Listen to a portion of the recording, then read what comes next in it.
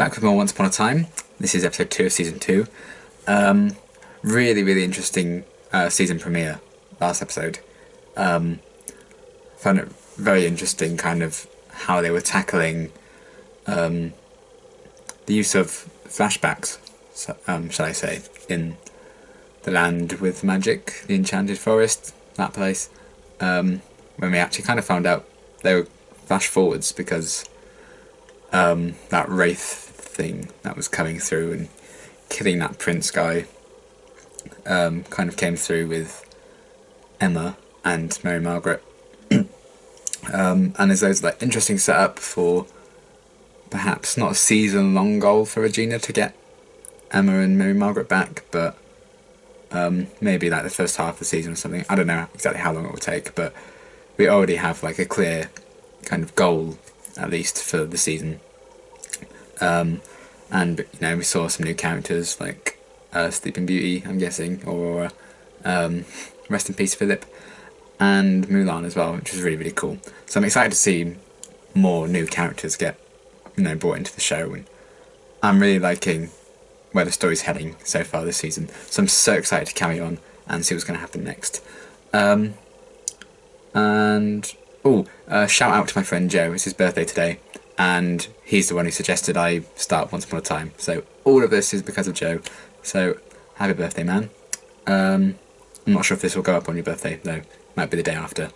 But yeah, you know, it's the thought that counts. So I hope you had a great birthday.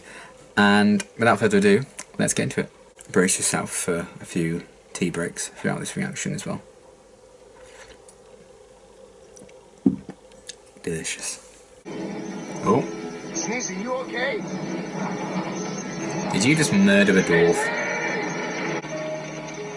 I might have mentioned it before, but the music always reminds me of the Professor Layton games. I really love the Professor Layton games, so that's a good thing. August! Oh, he's still a... Oh, hello. You blinked. My boy. My poor boy. Oh. If you are looking for a family member, come to the front table. If you need counseling, Oh, wow. And more concerned with taking care of my son. Oh, because you took such great care of him. I will not listen to Savage. childcare lectures from a man who put his daughter in a box and shipped her to Maine. Shit. Okay, listen. If you have to use magic to keep your son, you don't really have him. Drop the mic. Hello, Mother. Oh, this What evil have bitch. you conjured? I want to be free. Power is freedom. Alright, Cersei, calm down. In the book, things always look worse right before there's good news. Terrible news! Terrible news! We were out at the town limits. Tell them who you think you are, Sneezy! Oh, you stop calling me that. You know who I am. I'm Tom Clark. I own the Dark Star Fire Pursuit. What's going on here? If you cross the border, you lose your memory all over again. Oh Coming no. back doesn't fix it. Okay, that's not ideal. Light, damn you. What if that was Lumiere? Oh no. My mother corrupts young souls. Oh my. If you were stronger, none of this would have happened. It's pretty. Where did you get it? Okay, that makes more sense. He made her like she is. What was his name? I don't know. Cora won't even say it. But the book is his. Rumpel? The whole not saying his name thing makes me think Rumpelstiltskin. And if some shady shit's going down and it's not to do with Regina, the answer's not Rumpelstiltskin. I told you once you didn't look like her, but now Damn. I can see it.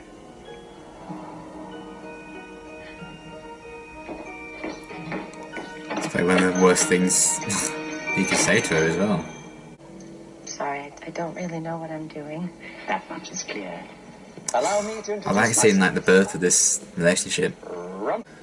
We are back where we belong. Love lift us up Where's where that? we belong. Together. We belong together. I think I know what this is. It's Bucky Barnes' hat. I mean, the prince me doesn't know him, but David had memories of reading Alice in Wonderland in school. I need to get it to work. That's weird having like two sets of memories. I mean, who is he here?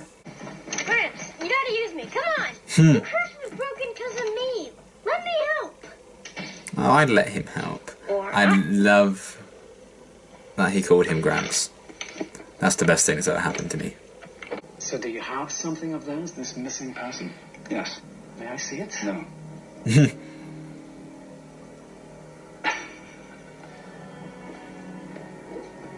I suppose the hat is a bit of a giveaway, isn't it? So simple, even David Nolan could do it. Savage. You and I, we stay out of each other's way. Thank you for your business. That's fair. As long as this thing works. If he pours it on the hat and then it explodes, then... When you try and cross the border, you lose your memory of everything of our old lives. Looks like we're stuck here. Yeah, so don't do that, basically. Poor Sneezy, man. He's fucked.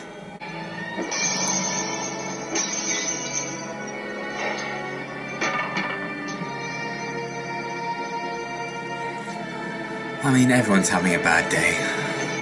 Let me show you the way.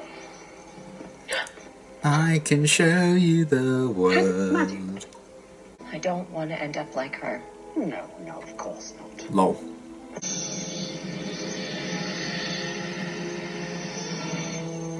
Oh.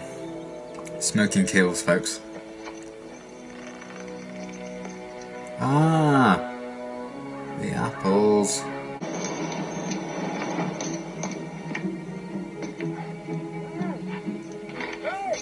I really wanted it to land on someone's head and just go, Gryffindor!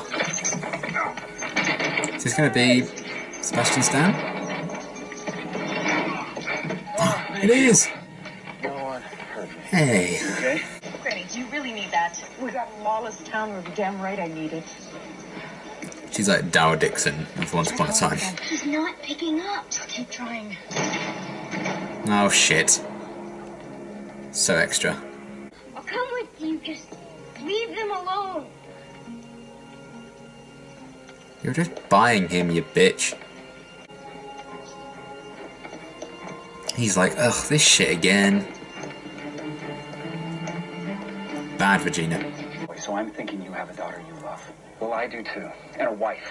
And they're out there somewhere. In the Enchanted Forest or a void. Percy's my only hope of finding a way to get Emma and Snow back. That's what? This town is about to come apart. That's a Gotta good do point. something. Priorities, I suppose. Oh no!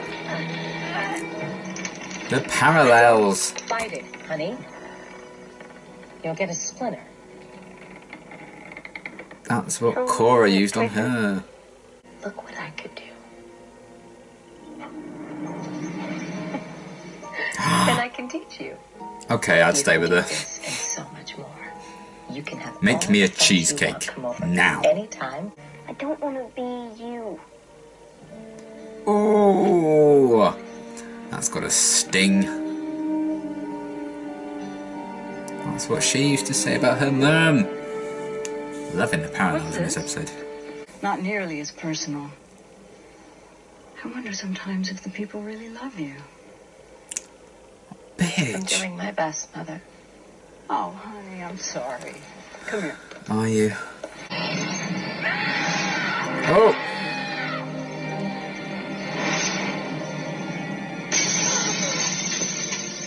Smashing.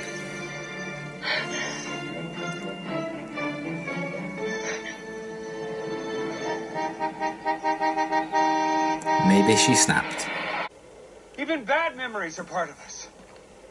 That's true. I agree with that. David, but of who I want to be. My weaknesses and my strengths. He's turning this David around. and the prince. I am both. Beauty and the Beast. Just like you. You are both. The town is both.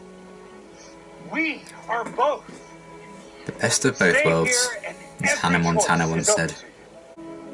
Let's open Granny's and the school and get back to work. David for I mayor. will protect you.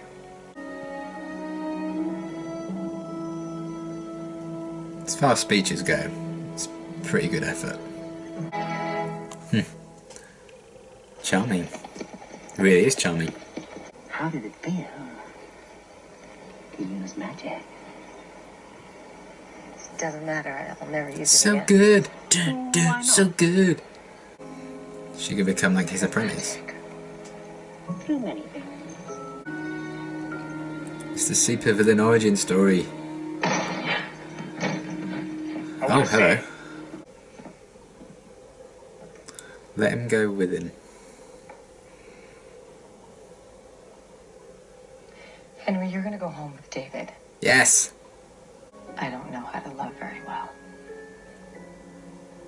I wasn't capable of it for a very long time. But I remember that if you hold on to someone too hard, that doesn't make them love you. I'm sorry I I lied love to you. that. That made you feel like I didn't know who you Oh, were. Regina, I actually love something you I did. want you to be here. You can't hurry, love. No, you just have to wait. No. Go get your things.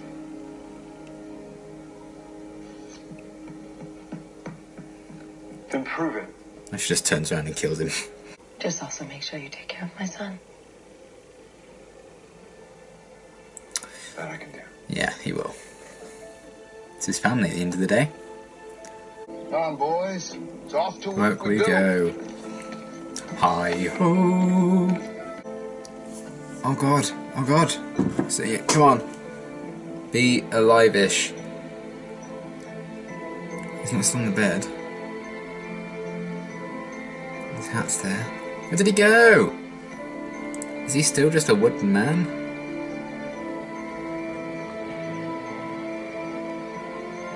But if he left, if August is gone, that he's forgotten who he is, right?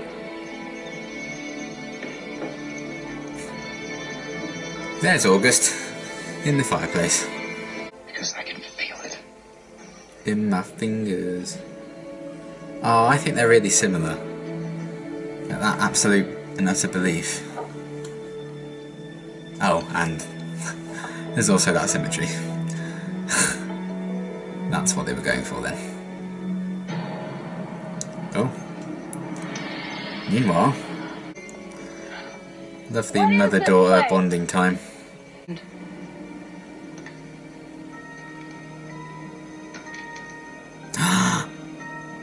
Shit. My name's Cora. Damn. That's interesting. That was a really, really good episode. I really liked that a lot. I liked how we kind of spent a bit of time exploring the new dynamics in Storybook. Now things have kind of changed quite significantly. But at the same time, not at all, because as David was talking about, they're still very much the people they were in Storybook, but now there's kind of two minds in there. I like the idea of them having like two minds and two sets of memories and stuff, like Jefferson was talking about. And I really liked Jefferson showing up, albeit very briefly. I hope we see a bit more of him. It's just cool seeing the Winter Soldier run around Storybook dressed as the Mad Hatter. So yeah, I like how they're kind of continuing bringing back these like minor characters we've seen before. I really like it when the shows do that. So that was cool. And quickly, just in terms of other characters turning up, briefly seeing August, still Wood, but he blinked and he's not in that room anymore. So he's obviously still out there, and even if he's not human at the minute, you know, he's alive at least. So that's cool, getting a bit of insight into that, because that was kind of what I was wondering last episode, and we didn't really get answers.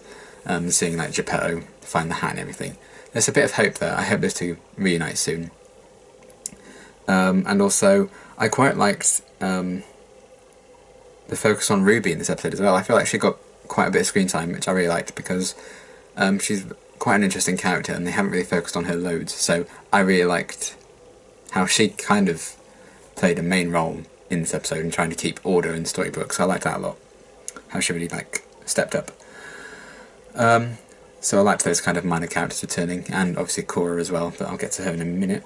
In terms of flashbacks and stuff, I do find seeing a younger Regina really interesting, and I loved that we got kind of the origins of Regina and Rumpel's relationship, and seeing them kind of properly meet for the first time and seemingly go on this new journey together, as he teaches her magic and stuff. I love that we got the origin of that, just because, I've said it lots of times, their scenes together throughout the first season were some of the best of the entire show, and I love those two characters playing off each other. So to see the origins of that, I loved. That was kind of really cool. I kind of fanboyed over that.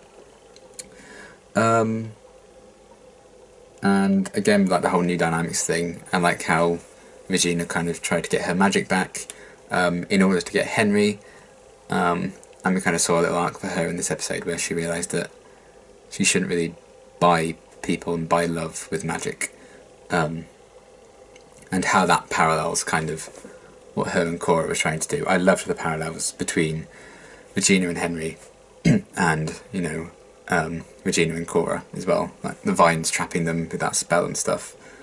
I thought it was a very interesting parallel. I really liked how it kind of came full circle with that, with Regina kind of becoming her mother.